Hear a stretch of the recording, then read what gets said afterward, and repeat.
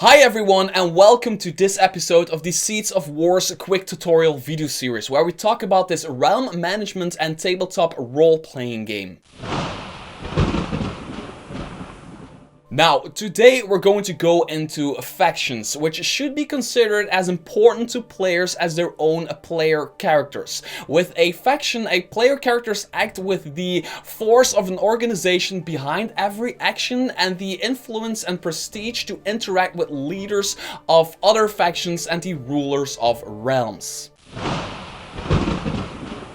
There are 5 different types of factions pre-written in the Seeds of War War's Core rulebook. These 5 types also define the types of skills and assets that factions and faction leaders will have access to. Also, because of the grand scale of factions' capabilities, an action will take at least a month to implement, so turns in Seeds of Wars represent seasons, allowing for 3 months of time and actions each turn.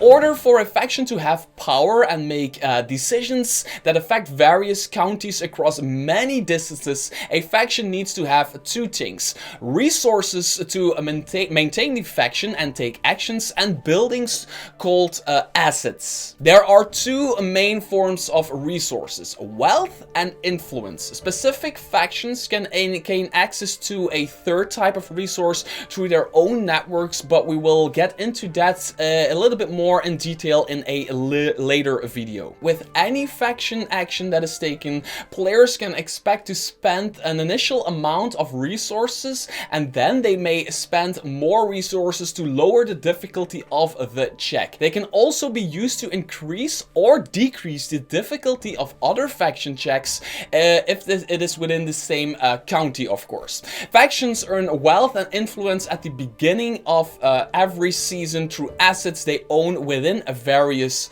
counties. Assets owned by a faction represent the base of a faction's power and influence within a county. To determine how prestigious and influential the asset is, they have a numerical level, so that for every level of an asset a faction has, they earn a unit of wealth and a unit of influence. For influence, factions can only gain as much influence as their location leader's reputation score. In contrast, there is no limit to how much wealth can be gained in a turn, but any wealth that is stored at the end of a season requires 10% of the total wealth to be paid.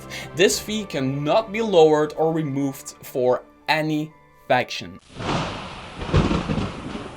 5 faction skills are divided to interact with assets of the same faction type, but are also each associated with a specific action. So let's break things down with each individual type. We cannot get very far without starting with the Order faction, because they play so very differently from every other faction, but are also one of the most influential. One Order faction is the same as a government, with a faction leader effectively being a sovereign of the realm. As such, on top of earning wealth and influence from their assets, other factions earn income from taxing the civilization population for each county. Sovereigns can choose to forgo tax or establish light, medium, or heavy taxes at the start of each season, each of which can have an effect on the loyalty of the people of the county. Order assets allow the sovereign to freely increase or decrease the difficulty check for a handful of faction actions, effectively showing or denying their support. Sovereigns can also demand a tax from the assets of their other factions within their territory,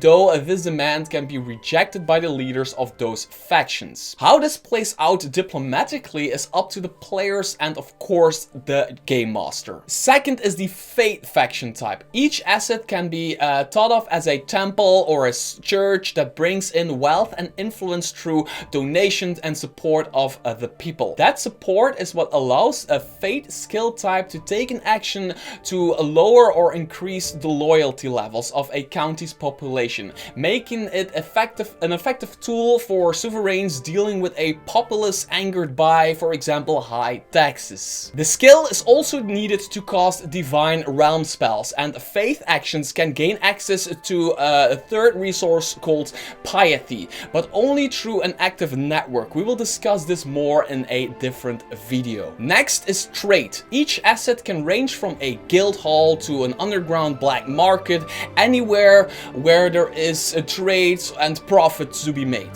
The trade faction skill is uniquely used for the espionage action, allowing faction leaders to gain more information, hide information, or even spread misinformation. And they may also gain access to their own third resource earned through a network called trade goods. The assets of a magic faction can range from a magic school to a grand wizard's tower to a secret magic grove. Using the power of these assets, magic factions can cast arcane realm spells. They also gain a third resource from a magic network called Arcana. Finally, the culture faction, with its focus on history and culture, have assets that range from libraries to lecture halls to stage theaters. The cultural skill is uniquely used for any diplomacy action, making it especially useful for negotiations and for resolving incidents peacefully.